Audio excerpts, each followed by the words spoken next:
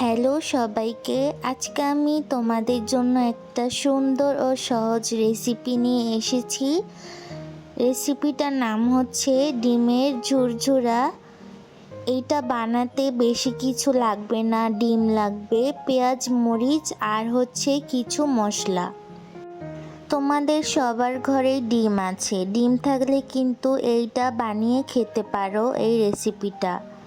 প্রথমে কিন্তু তোমরা দেখতেই পেলে যে আমি পেঁয়াজ এবং মরিচ কেটে নিয়েছি এবং সাথে 3টা ডিম নিয়েছি। তোমরা চাইলে অনেকগুলো নিতে পারো, তোমাদের ইচ্ছে। আমি 3টা নিয়েছি। এখন আমি একটা বাটিতে ডিমগুলো ফাটিয়ে নিচ্ছিলাম। আমি যেহেতু 3টা ডিম নিয়েছি সেই অনুযায়ী পেঁয়াজ এবং মরিচও পরিমাণ মতো কেটেছি।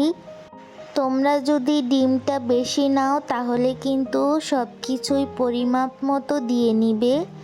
ডিমটা ফাটিয়ে আমি কিন্তু এটার মধ্যে প্রথমে লবণ দিয়েছি, এরপর দিয়েছি হচ্ছে ধনিয়ার গুঁড়া, এখন দিলাম মরিচের গুঁড়া আর একটু হলুদের গুঁড়া দিয়ে নিয়েছি।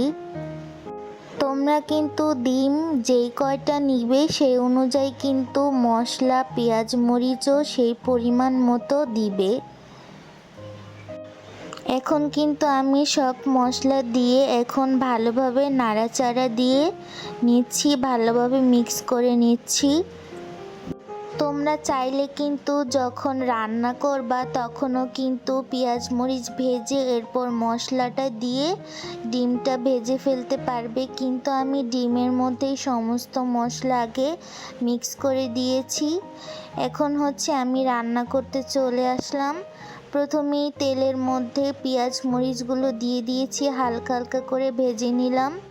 এরপর মিক্স করা ডিমের ডোটা আমি দিয়ে দিলাম গরম তেলে।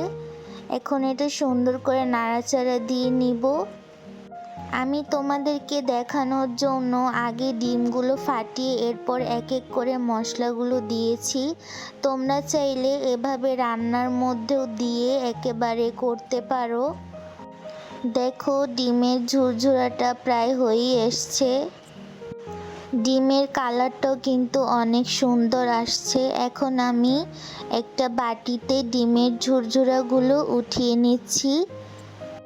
তোমাদের কাছে এই রেসিপিটা কেমন লাগলো অবশ্যই কিন্তু একটা কমেন্ট করে যেও। আর হ্যাঁ, এটাও তোমরা বাসায় ট্রাই করে দেখতে পারো, অনেক ভালো লাগে খেতে। অনেক সহজ একটা রেসিপি, বেশি কোনো ঝামেলা নেই। ডিম ভাজা তো আমরা সবাই খেতে পছন্দ করি, এভাবে একটু ট্রাই করে দেখো, আরও বেশি ভালো লাগবে গরম গরম ভাতের সাথে খেতে।